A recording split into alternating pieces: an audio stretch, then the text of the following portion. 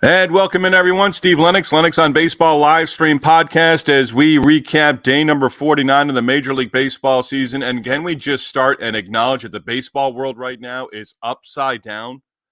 The White Sox, back-to-back shutout wins. The Marlins, the same, back-to-back shutout wins. Not back-to-back shutout losses for the Marlins and White Sox.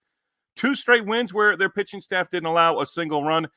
And the Rockies, the Colorado Rockies, have won 7 straight games. Welcome in, everyone. We'll open with That's Baseball. And Angels manager Ron Washington, who I actually shared the booth with when I did the RBI World Series many years ago at Globe Life in Arlington, Texas, worked the broadcast for MLB Advanced Media with Mark McLemore. That's not a plug or anything, shameless plug. That's just, I've met Ron Washington. I've been a huge fan of Ron Washington forever. Shortly after that, stepped aside because of the human factor, I'll call it. But Ron Washington calling out Luis Guillorme, just brand new to the Angels team, for not getting a bunt down. Put a play down. Guillorme didn't get the bunt down. Runner comes down from third base. Zach Neto out. Almost got the runner at third as well, but Neto came down the line. Guillorme did not get the job done, and Ron Washington didn't call him on it, just said, hey, he didn't get the job done. You could say it's, okay, he called him out on it. Ron Washington doing his job. Questioned after the game by reporters. And that's where former big leaguers will throw in, well, they never played the game. Why are they questioning that? Why was that play put on? It's not like Luis Guillorme was going to hit the ball to the ballpark with runners on base. He put a play on. Get the bunt down. Do your job. Ron Washington said, hey, I didn't sinker baller on the mound, left on left. I didn't want him heading into a double play. Get the bunt down. Didn't do it. But Ron Washington is questioned. Present day, that's baseball. Let's start with those Rockies, those red-hot Colorado Rockies. First shutout of the season on Wednesday, extending that impressive and eye-opening win streak to 7 in a row. Beat the Padres at Petco Park. 8-0 was the final. Rockies out hitting the Padres 12-4, outscoring the Padres 19-7 and taking all 3 games. Austin Gomber, the win, 6 scoreless, gave up 2 singles, walked 2, struck out 5. And how about the rookie, Jordan Beck? Up and contributing. 3 base hits, double, home run, 5 RBIs, former Tennessee Volunteer, 2-run double in the second, first big league home run with a 2-run blast in the 6th inning, added an RBI single in the 8th inning as well. And reading the MLB.com article and on the Rockies website, Beck telling the media after the game, you can feel the vibe in here. We're having fun, and that's what you got to do in this game. Have fun. It's easy. It's a lot more fun when you're winning. Right now, the Rockies have the longest active win streak in baseball at 7 in a row. Long way to get to 500. Not sure if they get there. There are a couple teams right now, and I don't know that I'd put the Rockies in there. I'll mention the Astros here in a few minutes, but the Rockies have now won 7 straight. Phillies and Mets. Mets, I think, with this series, they dropped the first 2 in New York. They dropped game 1 of the series in Philadelphia, home and home, 2-2. I think right now, if you're the Mets, and they've made a couple of moves here in the last couple of days. They've got pitchers going up and down, up and down, up and down from AAA Syracuse to the big leagues. And a lot of these guys just, they go, they're going to have to wear it. Probably after the game or the next day, they're going back down to the minor leagues or they're going to be designated for assignment. Mark Vientos, early RBI double. He's got to stay up at this point in time. They did send out designated Joey Wendell for assignment. But the Mets, I think, in this series, it just shows how far they have to go to get to the level of the Philadelphia Phillies, both in terms of pitching and hitting and the talent that the Phillies have on their roster. 10-5 the final. Phillies victorious. Ranger Suarez, first big league pitcher to get to 8 wins. He's now 8-0 on the season. Best record in baseball. 8 wins, no losses. 1.37 ERA. That is the 3rd best right now in the majors as well. Suarez gave up 2 runs, both unearned on 4 hits. He walked 2, struck out 3. Bryce Harper, home run in the 1st inning. his 10th on the year, knocked in 2 more runs with a 2-run double in the 5th inning. That made it 5-2, 10-5 again the final. Phillies got 4 runs in the 5th, 2 runs in the 6th, 3 more in the 7th inning. You get into the other team's bullpen, and that's what the Phillies can certainly do for you. The Mets have dropped 5 of 6 and dropped to 4 games under 500. Who's the guy in that rotation right now who is the guy who's going to stop a losing streak? They've got one more in that series. 23 wins in the last 28 for the Phillies, and they're just doing a little bit of everything. The one thing that concerns me, defensively. Another thing that would concern me in October is, do they just rely on the home run ball?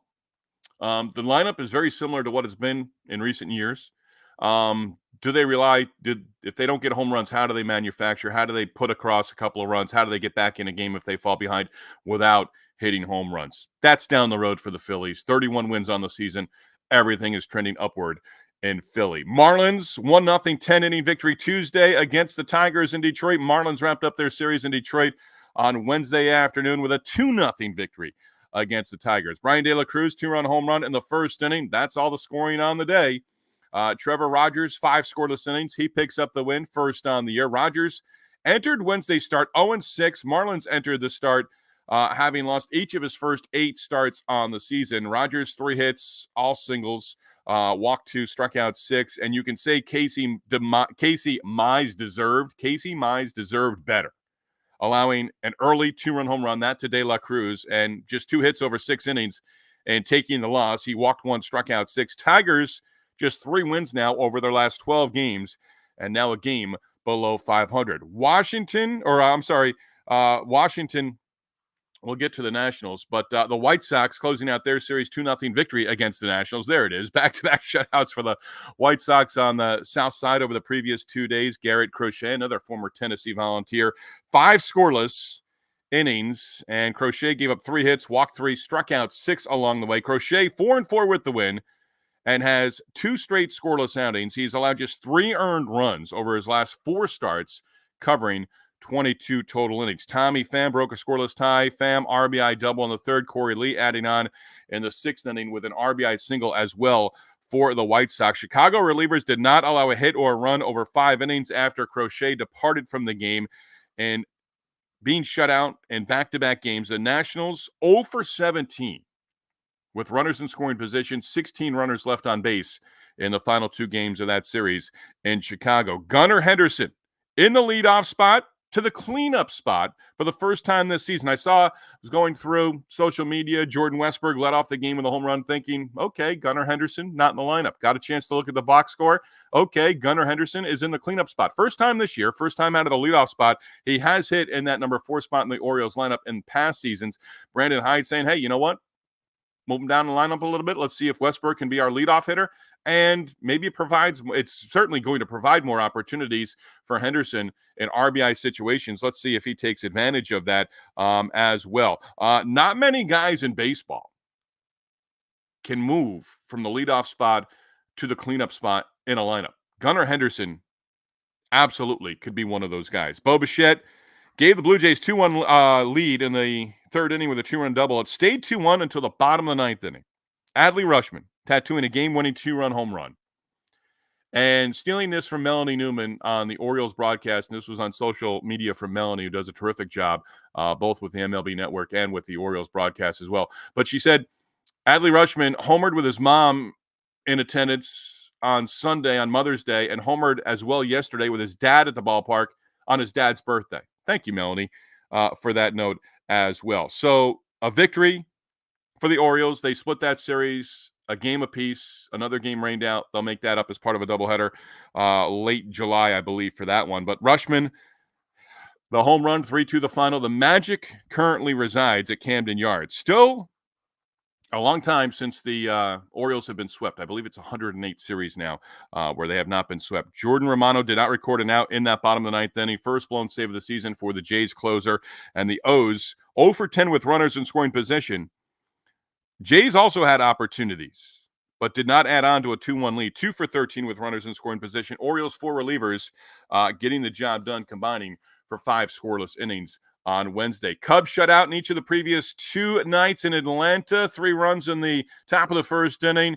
Cubs putting runs on the board, found a victory in the finale, 7-1 against the Braves in the ATL. Michael Tauchman led off the game with a home run against Charlie Morton. Seiya Suzuki also homered, his home run coming in the 8th inning. Javier Assad now 4-0 with the victory, did not allow a run over 6, gave up just 4 base hits total, walked 1, and struck out 7.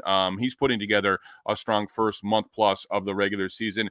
Nick Madrigal, 3 base hits. Pete Crow Armstrong, 2 hits, including a triple, and he had a couple of RBIs as well for the Cubbies. Giants pick up their first win in 6 tries this season against the Dodgers, take the finale 4-1 in San Francisco. Mike Yastrzemski, 2 hits, including a 2-run home run. That got the Giants on the board first. Logan Webb, 6 innings, 3 hits, no runs, walked 3, struck out 5, and Webb the win, his 4th on the season. Yankees single runs over each of the first 3 innings in Minneapolis, beat the Twins 4-0. 6 shutouts total on Wednesday around Major League Baseball. Marcus Stroman, 6 scoreless. Luke Weaver, 2 innings of scoreless relief. Caleb Ferguson wrapped it up, preserved the shutout with a scoreless bottom of the 9th inning as well. Stroman, 3-2 now with the victory. Aaron Judge, a home run in the first. RBI double for Judge, that in the 7th inning. Judge reaching base 5 times with 4 hits, 3 doubles, a home run. As I mentioned, his 11th on the year, also walked once. And the Yankees will go for the series sweep against the Twins at Target Field on Thursday. Feels like the Red Sox have to do better, both defensively and offensively, when Tanner Houck is on the mound. It's almost as if they say, Tanner's going to give up 1, we'll try to get 2, we'll win the game.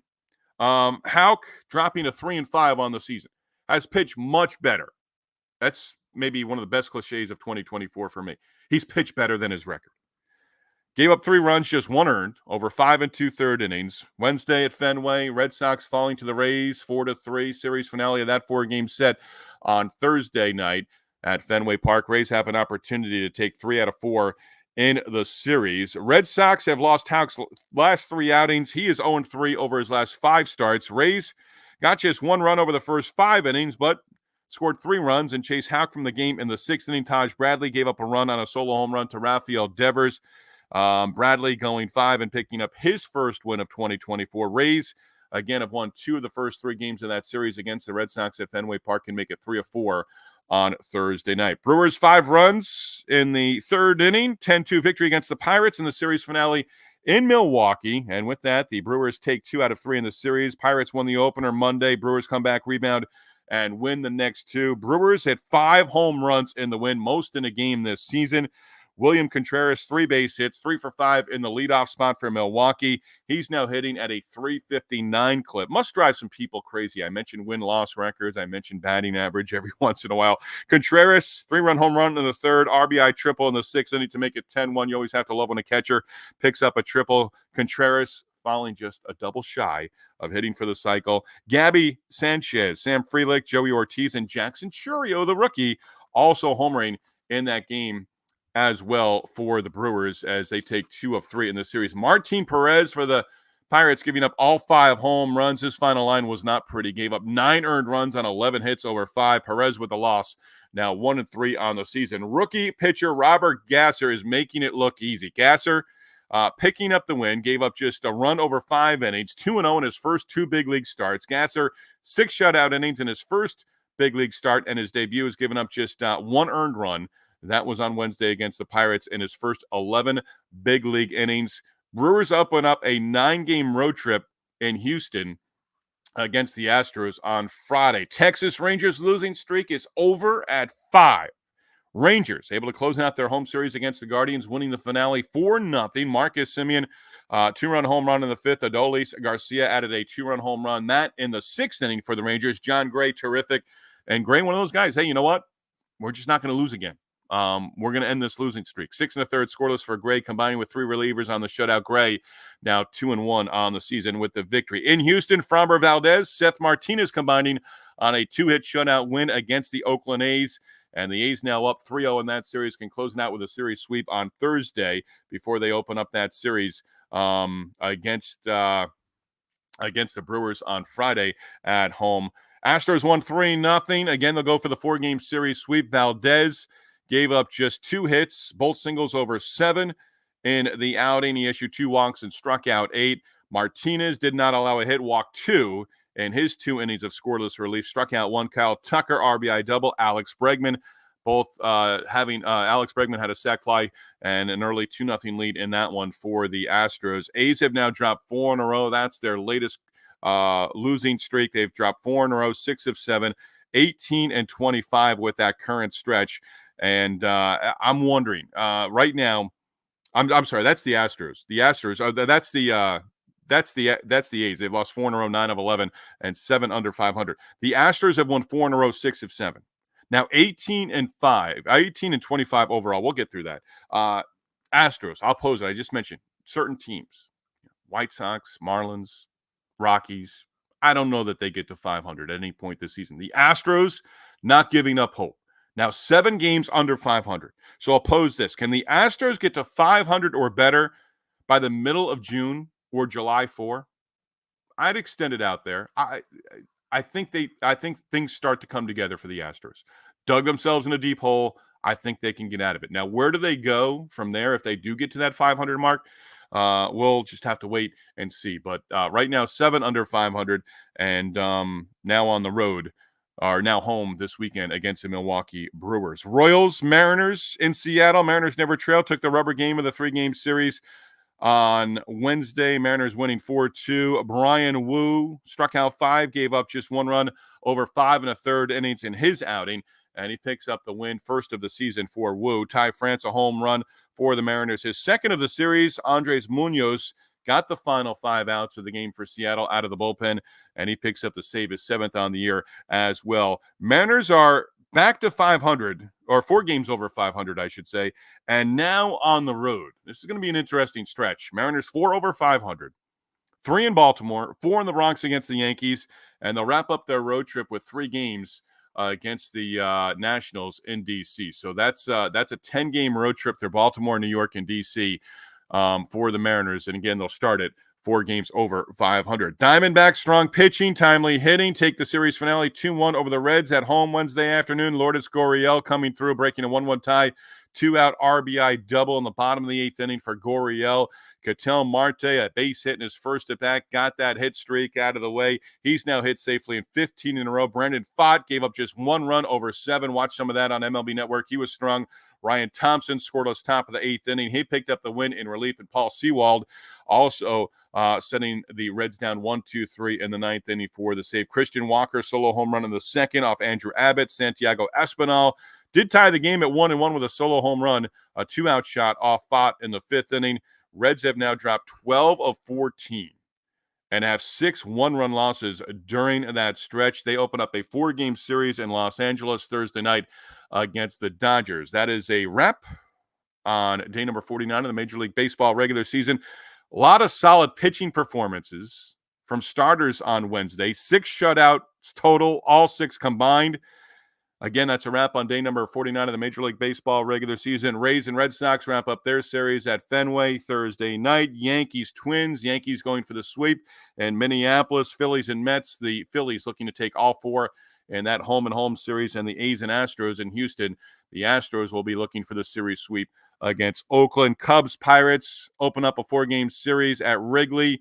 It'll be Jones on Friday for the Pirates. Paul Skeens making his 2nd big league start on Saturday and a 2nd straight start against the Cubs as well. And I mentioned the Reds and Dodgers underway as well tonight in Los Angeles. Sugar's Random Thoughts brought to you by the Yellow Rose of Talbot Bed and Breakfast in Easton, Maryland. Considering a stay on the beautiful Maryland Eastern Shore this spring, summer, or fall, consider a stay at the Yellow Rose of Talbot B&B. Tell my sister Tammy and my brother-in-law Kenneth that I sent you their way. Sometimes when I hear the name Adley Rutschman, I automatically think of the name Rick Dempsey. As far as I can tell on his baseball reference page, Sean Dunston, taken number 1 overall by the Cubs back in the early 1980s. Sean Dunston never got on the mound in a big league game in a mop-up role. Dunston certainly threw plenty of fastballs across the diamond from his shortstop position. Again, that's a wrap on day number 49 of the Major League Baseball regular season. Subscribe to our YouTube channel where you can see some of our terrific interviews that we've had in the past, and we'll have future interviews coming up there as well. Enjoy your Thursday, everyone. We'll talk soon.